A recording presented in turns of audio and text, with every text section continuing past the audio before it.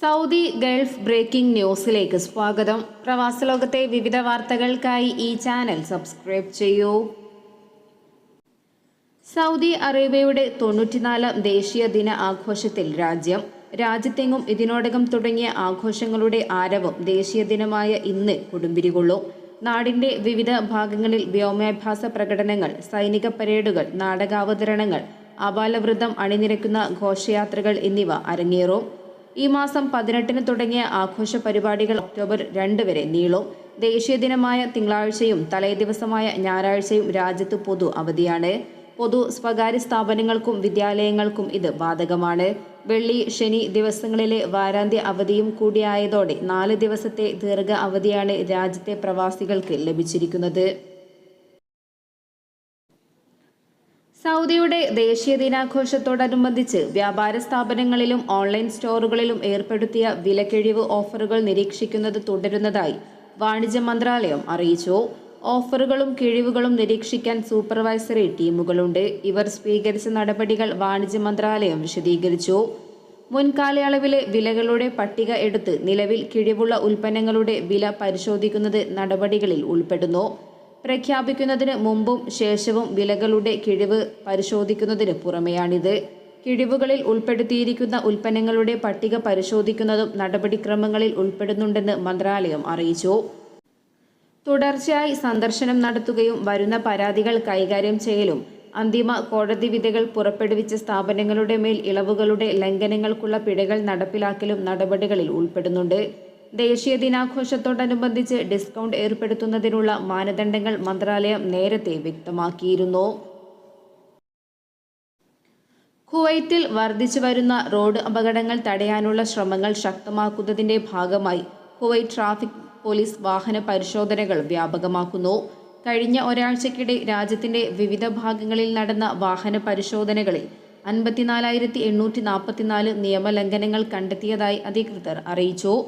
ലൈസൻസില്ലാതെ വാഹനമോടിച്ചതിന് 68 പ്രായപൂർത്തിയാകാത്തവരെ പ്രോസിക്യൂഷനിലേക്ക് refer ചെയ്തതായി general department of traffic പുറത്തുവിട്ട കണക്കുകൾ സൂചിപ്പിക്കുന്നു. ഇതേ കാലയളവിൽ 111 വാഹനങ്ങൾ പിടിച്ചെടുത്തു.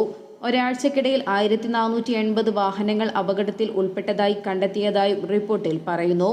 ഡ്രൈവിംഗ് ലൈസൻസ് നൽകുന്നതിനും പ്രവാസി കുറ്റവാളികളെ നാടുകടത്തുന്നതിനുമുള്ള നടപടികൾ കുവൈറ്റ് അധികൃതർ അടുത്തിടെ ശക്തമാക്കിയിരുന്നു. ദുബൈയിൽ വാഹനങ്ങളുടെ വിൻഡ്സ്ക്രീനിൽ സാലക് ടോൾ ഈടാക്കുന്നതിന്റെ ഭാഗമായുള്ള സാലക് സ്റ്റിക്കർ പതിക്കുന്നത് നിർബന്ധമാണെന്ന് അധികൃതർ പ്രസ്താവനയിൽ അറിയിച്ചു. പുതിയ കാർ വാങ്ങുന്നവർ സാലക് ടാഗ് പതിക്കേണ്ടതില്ലെന്ന രീതിയിൽ സാമൂഹിക മാധ്യമങ്ങളിൽ പ്രചരിക്കുന്ന പോസ്റ്റുകളോട് പ്രതികരിക്കവെയാണ് ദുബൈയിലെ ടോൾ സംവിധാനം നിയന്ത്രിക്കുന്ന ഓപ്പറേറ്ററായ സാലക് അധികൃതരുടെ വിശദീകരണം. പുതിയ കാർ ലഭിക്കുമ്പോൾ വാഹനമോടിക്കുന്നവർ സാലക് ടാഗ് വാങ്ങണമെന്നും വിൻഡ്സ്ക്രീനിൽ അത് ശരിയായ സ്ഥാനത്ത് ഒട്ടിച്ചിട്ടുണ്ടെന്ന് ഉറപ്പാക്കണമെന്നും അധികൃതർ പ്രസ്താവനയിൽ അറിയിച്ചു. വാഹനത്തിന്റെ മുൻവശത്തെ ശരിയായ സ്ഥലത്ത് സാലക് ടാഗ് ഒട്ടിക്കുന്നത് 2006-ലെ 22-ാം നമ്പർ നിയമപ്രകാരം നിർബന്ധമാണ്. സാലക് സ്റ്റിക്കറില്ലാതെ വാഹനമോടിക്കുന്നത് നിയമലംഘനമാണെന്നും അത്തരം വാഹന ഉടമകൾക്കെതിരെ നടപടി സ്വീകരിക്കുമെന്നും സാലക് അധികൃതർ മുന്നറിയിപ്പ് നൽകി. ഒമാൻ തൊഴിൽ മന്ത്രാലയം labour welfare general directorate inspection യൂണിറ്റിന്റെ സഹകരണത്തോടെ ദാഖിലിയ ഗവർണറേറ്റിലെ ജബൽ അക്തറിൽ നടത്തിയ പരിശോധനയിൽ 40 പേർ അറസ്റ്റിലായി. വിവിധ തൊഴിൽ താമസ നിയമങ്ങൾ ലംഘിച്ച് ഇവിടെ കഴിഞ്ഞവരാണ് പിടിയിലായത്. ഇവർക്കെതിരെ നിയമ നടപടികൾ സ്വീകരിച്ചു വരികയാണ്. രാജ്യത്ത് സ്വദേശിവൽക്കരണ നടപടികളും വിസ വിലക്കുകളും കർശനമാക്കുന്നതിനോടൊപ്പം ശക്തമായ പരിശോധനയും തുടരുകയാണ്. സ്വദേശിവൽക്കരിച്ച തസ്തികകളിൽ വിദേശികളെ നിയമിക്കുന്നത് കണ്ടെത്തുന്നതിന് കർശന പരിശോധനയും തൊഴിൽ മന്ത്രാലയം നടത്തിവരുന്നുണ്ട്. ഇതുൾപ്പെടെയുള്ള നിയമലംഘനങ്ങൾ കണ്ടെത്തുന്നതിന് സെക്യൂരിറ്റി ആൻഡ് സേഫ്റ്റി സർവീസസ് വിഭാഗവുമായി ചേർന്ന് മന്ത്രാലയം പ്രവർത്തിച്ചു വരികയാണ്. ഈ വർഷം ജൂലൈ വരെയുള്ള കാലയളവിൽ 12,000 നിയമലംഘകരെ പിടികൂടിയിട്ടുണ്ട്. നിരവധി വിദേശികളെ നാടുകടത്തുകയും മറ്റുള്ളവരെ ബന്ധപ്പെട്ട അധികൃതർക്ക് കൈമാറുകയും ചെയ്തു. സ്വദേശിവൽക്കരിച്ച തസ്തികകളിൽ ജോലി ചെയ്യുന്ന പ്രവാസികൾക്ക് പുറമെ അനധികൃതമായി ഒമാനിൽ പ്രവേശിച്ച് തൊഴിലെടുക്കുന്നവർ ഉൾപ്പെടെ നിയമലംഘകരെ കാത്തിരിക്കുന്നത് നാട് കടത്തുന്നതുൾപ്പെടെയുള്ള ശിക്ഷാ നടപടികളാണ്. തിരികെ ഒമാനിലേക്ക് മടങ്ങിവരാൻ സാധിക്കാത്ത നിലയിലാകും രാജ്യത്ത് നിന്നും മടക്കി അയക്കുക എന്നും ഒമാൻ തൊഴിൽ മന്ത്രാലയം കഴിഞ്ഞ ദിവസം വ്യക്തമാക്കിയിരുന്നു. തലച്ചോറിലുണ്ടായ രക്തസ്രാവത്തെ തുടർന്ന് ഇബ്രി ആശുപത്രിയിൽ വെന്റിലേറ്റർ സഹായത്തോടെ കഴിഞ്ഞിരുന്ന ഗുരുവായൂർ സ്വദേശിയെ വിദഗ്ധ ചികിത്സയ്ക്കായി നാട്ടിലെത്തിച്ചു. 40 വർഷമായി ഒമാനിൽ പ്രവാസ ജീവിതം നയിക്കുന്ന ഇദ്ദേഹം ശാരീരിക അസ്വസ്ഥതകളെ തുടർന്നാണ് ഇബ്രി ആശുപത്രിയിൽ പ്രവേശിക്കപ്പെട്ടത്. വിദഗ്ധ ചികിത്സയ്ക്കായി നാട്ടിൽ എത്തിക്കണമെന്ന വീട്ടുകാരുടെ അഭ്യർത്ഥന ഇബ്രിയിലെ സാമൂഹിക പ്രവർത്തകർ ഏറ്റെടുത്ത ശേഷം കൂട്ടായി നടത്തിയ പ്രവർത്തനമാണ് എയർലിഫ്റ്റിംഗ് സാധ്യമാക്കിയത്. കഴിഞ്ഞ ദിവസം ഒമാൻ എയർ വിമാനത്തിൽ വെന്റിലേറ്റർ സഹായത്തോടെ എയർലിഫ്റ്റ് ചെയ്ത രോഗിയെ പരിചരിക്കാൻ ഡോക്ടർ ഉൾപ്പെടുന്ന മെഡിക്കൽ സംഘവും ഒപ്പം യാത്രയിലുണ്ടായിരുന്നു.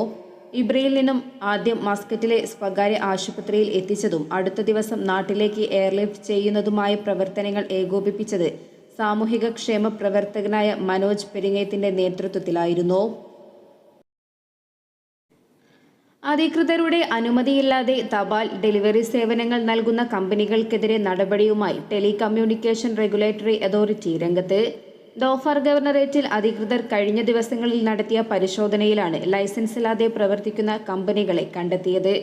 ഇവയ്ക്കെതിരെ നിയമപരമായ നടപടികൾ സ്വീകരിക്കുകയും ചെയ്തു. രാജകീയ ഉത്തരവ് 71/2012 പുറപ്പെടുവിച്ച വ്യവസ്ഥയിലെ തപാൽ സേവന നിയന്ത്രണ നിയമങ്ങൾ പാലിക്കാതെയായിരുന്നു കമ്പനികൾ പ്രവർത്തിച്ചിരുന്നത്.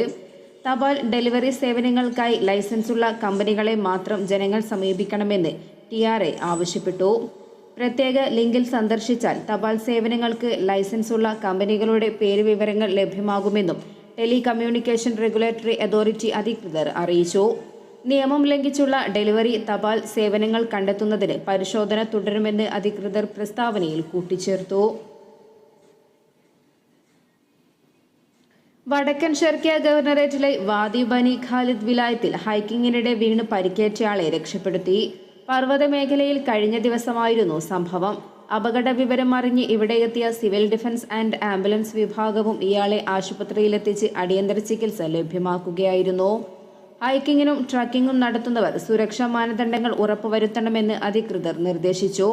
കഴിഞ്ഞ ദിവസങ്ങളിൽ ഉയർന്ന പ്രദേശങ്ങളിൽ കയറുന്നതിനിടെ കാൽ തെന്നി വീണും മലമുകളിൽ കുടുങ്ങിയും നിരവധി അപകടങ്ങൾ സംഭവിച്ചിരുന്നു.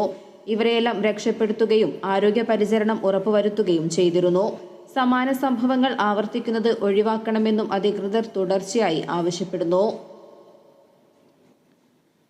വേനൽക്കാലത്ത് ദാതാക്കളുടെ എണ്ണത്തിൽ ഗണ്യമായ കുറവുണ്ടായതിനാൽ അടിയന്തരമായി രക്തം ദാനം ചെയ്യണമെന്ന് സെൻട്രൽ ബ്ലഡ് ബാങ്ക് അധികൃതർ ആവശ്യപ്പെട്ടു.